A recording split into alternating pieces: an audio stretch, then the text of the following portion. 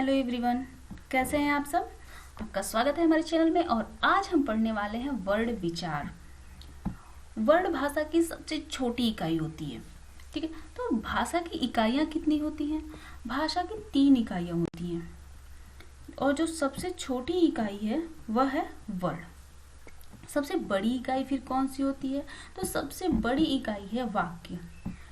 कोई भी भाषा वाक्यों से बनी होती है। तो जब ये वाक्य होते हैं, ये किससे बने होते हैं? शब्दों से। ठीक, देखिए कई शब्दों से मिलाकर वाक्य का निर्माण होता है। और जो यह शब्द है, यह शब्द किससे बने हुए हैं? अलग अलग वर्णों से। ठीक, तो इस तरह भाषा की 3 इकाइयां हैं या 3 खंड कह सकते हैं। सबसे बड़ा खंड जो है वह वाक्य है, उससे छोटा शब्द है और सबसे छोटा खंड है वर्ण। वर्ण सबसे छोटा खंड इसलिए है क्योंकि हम इसे और टुकड़ों में नहीं तोड़ पाते। वर्ण को हम कह सकते हैं ध्वनि। हमारी मुंह से जो भी आवाजें निकलती हैं, जो भी आप सुन पाते हैं किसी आवाज को, वह ध्वनि है। और यही ध्वनि जब इसका कोई अर्थ होता है तो यह भाषा कहलाती। और अर्थ कैसे बना? जो भी ध्वनियां हमने निकाली मुख से, उनको बहुत पहले चिन्हित कर दिया गया। ठीक, और उनको एक चिन्ह प्रदान किया गया। जैसे क के लिए, अ के लिए, हर जो भी हमारे मुख से ध्वनि निकली उनको चिन्ह दिया गया। उन चिन्हों के अंतर्गत आने वाली ध्वनियां, अगर उस चिन्ह से के अंतर्गत कोई ध्वनि निकल रही है तो वह ध्वनि वर्ण कहलाती है। ठीक है, अब ध्वनि का अर्थ है मौखिक। जब भी हम बोल रहे हैं तो जो ध्वनि निकल रही है तो मौखिक है। लेकिन उसी मौखिक ध्वनि को जब हम लिख देते हैं, लिखित रूप में जानते हैं, तो उसे हम वर्ण कहते हैं। ठीक है, बोलते समय जिन ध्वनि का उच्चारण करते हैं वह वर्ण या अक्षर कहलाती है। इनके टुकड़े नहीं किए जा सकते। ओके, हिंदी वर्णमाला में 11 स्वर होते हैं और 33 व्यंजन होते हैं। हम बात कर रहे हैं हिंदी वर्णमाला की। तो हिंदी वर्णमाला में 11 स्वर और 33 व्यंजन होते हैं। यह तो मिला के हुए सिर्फ 44 हुए ना। और आपने सुना होगा 52। यह कहाँ से आया, इसको हम आगे चर्चा करेंगे। अब देखते हैं हम वर्ण के भेद। जो वर्ण होते हैं ना, वो 2 प्रकार के होते हैं। एक तो स्वर और दूसरे व्यंजन। स्वर वे वर्ण हैं जिनका उच्चारण किसी अन्य की सहायता के बिना हो, या स्वर वे हैं जिनके उच्चारण के समय हमारे मुख में कहीं भी जो हवा निकल रही है मुख से, उस हवा का कहीं भी अवरोध न हो, उन्हें हम स्वर कहते हैं। आगे समझ में? जैसे आप बोलिए, बोल के देखेंगे तो आप बेहतर समझ पाएंगे। अ, आ, ई, ई। यहाँ क्या हो रहा है? कहीं भी अवरोध उत्पन्न नहीं हुआ। हमारे गले से ध्वनि निकली और वह ध्वनि ने जो प्रेशर डाला, जो दबाव डाला, वह बाहर आ गया। हवा को उसने बाहर कर दिया। बीच में कहीं भी कोई भी अवरोध उत्पन्न नहीं हुआ।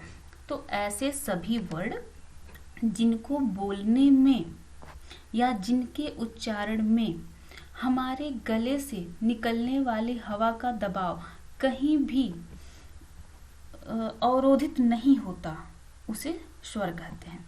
स्वरों की संख्या होती है 11 हिंदी में। ठीक, और याद रखिएगा, यहाँ स्वर हैं, यह स्वर हैं। ठीक, स्वरों की संख्या कितनी हो गई?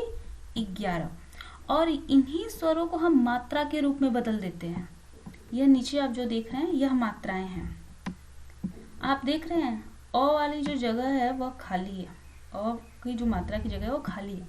तो हम क्या कर सकते हैं कि जो वर्ण के स्वर होते हैं, वे स्वर, तो स्वरों की संख्या कितनी होती है? 11। लेकिन मात्राओं की संख्या कितनी होती है? 10। इसको हमेशा ध्यान रखिएगा, क्योंकि किसी भी मात्रा कहाँ लगती है? किसी व्यंजन के आगे। ठीक है, किसी भी व्यंजन के आगे क्या लगती है? मात्रा। सबसे मूल स्वर है अ। ठीक, इसकी कोई भी मात्रा नहीं लगती। और इसकी कोई भी मात्रा न लगने के कारण हम जब कहते हैं कि मात्राओं की संख्या हिंदी वर्णमाला में कितनी है, तो होती है 10। और स्वरों की संख्या कितनी है तो 11। आ गया समझ में?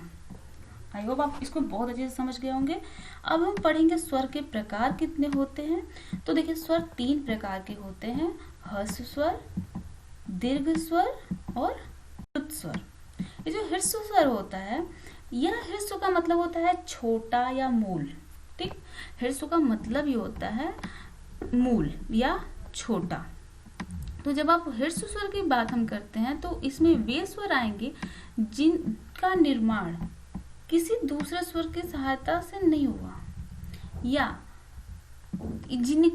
जिनके कारण किसी और का निर्माण हो, या ह्रस्व स्वर में वे स्वर आते हैं जिनको बोलने में एक मात्रा का समय लगे।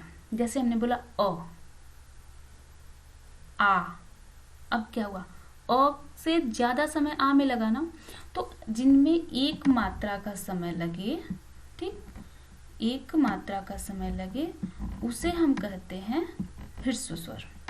ठीक, अब ह्रस्व स्वर में आया एक मात्रा का समय, तो इसमें कितने होते हैं? 4। सबसे पहला होता है अ, दूसरा है ई, तीसरा है ऊ और चौथा है री। ठीक, तो ह्रस्व स्वर या ह्रस्व स्वर की संख्या कितनी हुई?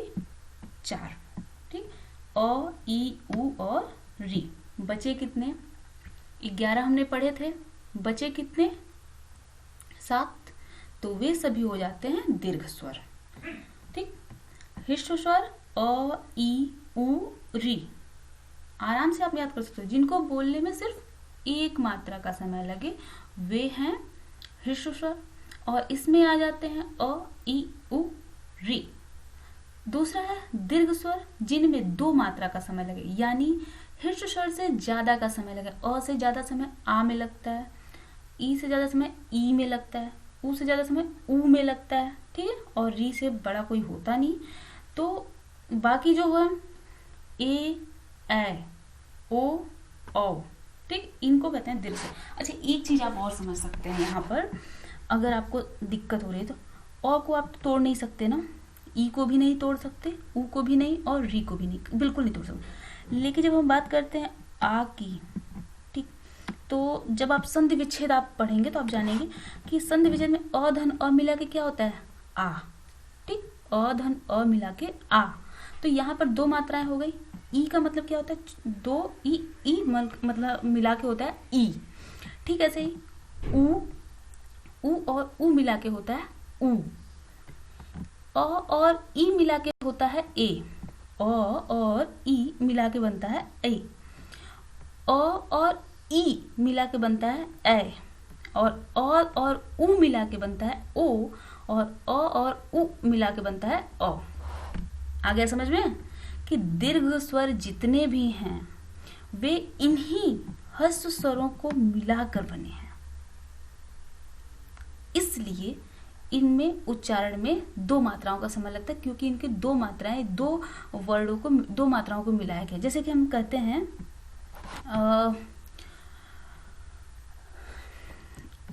देवेंद्र। ठीक है, अगर हमने कहा देवेंद्र, तो देवेंद्र में 2 शब्दों को अगर तोड़ सकते हैं ना, देवधन इंद्र में। ठीक है, देवधन इंद्र में हमने तोड़ा तो क्या बना? अ, एक उसमें मात्रा अ की है, ठीक, और एक मात्रा किसकी है? ई की। दे अ और ई, और अ और ई मिला के क्या बन रहा है? ए वाला ए। ठीक, तो आ गया समझ में आपको कि दीर्घ स्वर क्या होते हैं और ह्रस्व स्वर क्या होते हैं। अब तीसरा आता है प्लुत स्वर। देखिए, जब भी 2 मात्राओं से ज्यादा समय जिसमें लगे उसे प्लुत कहते हैं। और प्लुत में सिर्फ एक शब्द है, एक ही वर्ड है, वह है ओम। ये देखिए ओम। और ओम को हम पढ़ते हैं तो इसको बनाते कैसे, हमने अभी बताया था कि ओ का मतलब क्या हुआ? अ धन ऊ। ठीक, तो एक मात्रा हो गई अ की, एक वर्ड हुआ अ, एक हुआ ऊ और एक हुआ म। तो ये कितने हो गए? 3। तो यहाँ पर एक मात्रा का समय लगा या एक वर्ड का समय लगा सबसे कम समय, इसका 2 गुना समय लगा दीर्घ में, और 2 गुना उसका दो भी 1 गुना और ज्यादा, मतलब हर्ष का 3 गुना समय लगा प्लुत में। आ गया समझ में आपको? बिल्कुल हम पूरे तरह श्योर हैं कि आप इसको समझ चुके होगे। ये ह्रस्व स्वर वे होते हैं जिनमें सबसे कम समय लगता है और इनको और छोटे टुकड़ों में नहीं तोड़ सकते। दीर्घ स्वर वे होते हैं जो 2 ह्रस्व स्वरों को मिलाकर इनसे संधि का निर्माण किया जा सके। प्लुत स्वर वे होते हैं जिनमें 3 वर्ण हैं। और 3 कौन से 3 वर्ण हैं? ह्रस्व, 3 ह्रस्व वर्ण हैं। जैसे ओम, इसमें एक ही प्लुत वर्ण आता है, ये ओम। आप इसको जब उच्चारण करते हैं ना, जैसे आपने कहा ओम, जब आप ओम बोल रहे हैं तो इसमें आ रहा है ना अ, उ और म, ओम। ठीक, तो इसलिए इसको कहते हैं प्लुत। अब हमने 11 पढ़ा, लेकिन बचपन में हमने पढ़ा था अंग अह, 2 और पढ़े थे ना। तो जो अंग होता है वह अनुस्वार है। ठीक, अनुस्वार, क्योंकि इसका उच्चारण नाक से किया जाता है। अभी तक जो हमने पढ़ा था वह क्या था कि गले से आवाज आ रही है, ठीक है, गले से आवाज आ रही है और आवाज सीधे बाहर निकल जा रही है। जो ध्वनि निकल रही है वो सीधे बाहर निकल जा रही है, कहीं भी बीच में उसको अवरोह नहीं है। लेकिन अनुस्वार में नाक का भी प्रयोग हो रहा है। ठीक, तो इसलिए अनुस्वार में अंग जो वर्ड है, अंग, यह उस श्रेणी में नहीं गिना जाता। अब दूसरा होता है अनुनासिक। ठीक है, जैसे चांद, ठीक, जहां नाक और गले दोनों का प्रयोग हो रहा है उसे कहते हैं अनुनासिक। जो यहाँ पर जो मात्रा लगाते हैं वह चंद्र बिंदु कही जाती है। ठीक, यह जो चिन्ह होता है यह चंद्र बिंदु कहलाता है। तीसरा है आयोग वाह। ठीक, आयोग वाह मतलब अह, देख लीजिए, याद कर लिए, वाह, ठीक, ह, आयोग वाह, ऐसा वर्ड जिसको बोलने में ह का उच्चारण हो, अह। ठीक, तो जब हम बोलते हैं अह तो इसमें किसका उच्चारण होता है? ह का। तो ये हो गया आयोग वाह। अब हमें लगता है आपको याद हो गया होगा। अनुस्वार, ठीक, जिसमें बोलने में नाक से जिसका उच्चारण हो। अनुनासिक, नाक और गले दोनों से जिसका उच्चारण हो। आयोग वाह, जिसमें अंत में ह का उच्चारण हमें सुनाई दे। मूलतः यहाँ अ का जो प्रयोग है वह विसर्ग के लिए किया जाता है। जहाँ पर हमें संस्कृत के कोई शब्द प्रयोग करने हो तो वहाँ हम आयोग वाह का प्रयोग करते हैं, जैसे रामः। ठीक, अब क्या होते हैं व्यंजन। हम व्यंजन के बारे में पढ़ लेते हैं। हमें लगता है स्वर के बारे में आप सब कुछ जान चुके हैं और इसमें कुछ भी अलग नहीं है, उतना ही था। अब हम व्यंजन को लेते हैं। व्यंजन क्या होते हैं? जिन वर्णों का उच्चारण स्वरों की सहायता से किया जाता है वे सभी व्यंजन कहलाते हैं। व्यंजन 3 प्रकार के हो गए, स्पर्श व्यंजन, अंतस्थ व्यंजन और ऊष्म व्यंजन। ये ऊष्म है। ठीक, ऊष्म व्यंजन, अब वो नाम से पहले जान जाए फिर जानेंगे कि हैं क्या क्या। स्पर्श, लग रहा है ना, छू रहे हैं किसी को, छूने जैसा है। तो जो भी व्यंजन ऐसे हो जिनका गले से स्पर्श हो, ठीक, गले से जब निकले, हमारी आवाज निकले, जब ध्वनि निकले तो हमारे मुख के विभिन्न भागों से उनका स्पर्श होता है। और हमारे मुख में जो भाग हैं, जैसे ये हमारी दंत पंक्तियां होती है ना, ऐसे, ठीक, ये हमारी दंत पंक्तियां हैं और ये यहाँ पर हमारा गला होता है, मतलब स्वर इंद्रिय, जहाँ से हमारा स्वर निकलता है। और यहाँ पे, ठीक, लिरिक्स, और यहाँ से जब निकलते हैं तो यहाँ पर होती है हमारी जिह्वा। ठीक, और जिह्वा के ठीक ऊपर, जो ऊपर का हमारा मसूड़ा होता है वह है मूर्धा, जो तालु, ऊपर तालु, और जहाँ दांत के पास वो चिपकता है वह है मूर्धा। ठीक, आपको समझ में आ गया ये चीज? तो आगे हम पढ़ते हैं इसको। तो जब यहाँ से जो आवाज निकली, जो भी ध्वनि निकली गले से, यहाँ से निकली, और उसके बाद जिह्वा ने जहाँ भी स्पर्श किया, जिह्वा ने जहाँ भी स्पर्श किया, तो उस स्पर्श के अनुसार उसका नाम रखते हैं स्पर्श व्यंजन। ठीक, दूसरा है अंतस्थ व्यंजन। अंतस्थ व्यंजन वे होते हैं जो व्यंजन देखिए अंतस्थ, ठीक है। यह ना तो पूरी तरह स्वर है ना ही पूरी तरह व्यंजन है, दोनों के बीच में है, इसलिए कहते हैं इनको अंतस्थ। अंतस्थ मतलब बीच में स्थित। तीसरा है ऊष्म व्यंजन। ऊष्म व्यंजन वे व्यंजन होते हैं जिनसे बोलने में ना मुंह से ऊष्मा निकलती है।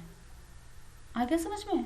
व्यंजन तीन प्रकार के हुए, स्पर्श, अंतस्थ और ऊष्म। स्पर्श व्यंजन वे व्यंजन हैं जिनको बोलते समय, ठीक, स्पर्श व्यंजन वे हैं जिनको जब आप बोल रहे हैं तो गले से जब ध्वनि निकल रही है तो वह विभिन्न भागों को छू रही है, जीवा हमारे विभिन्न भागों को छू रही है। तो जिनको जीवा छू रही है उस समय, बोलते समय, वह कहलाते हैं स्पर्श व्यंजन। जिस भाग को छुएगी उसी के नाम पर स्पर्श उसको कहेंगे। अंतस्थ व्यंजन जो व्यंजन स्वर और व्यंजन के बीच के हैं। ऊष्म व्यंजन जिनको बोलने से मुंह से ऊष्मा निकलती है। ठीक, अब आ जाते हैं, देखते हैं कौन कौन से व्यंजन हैं। स्पर्श व्यंजनों की संख्या होती है 25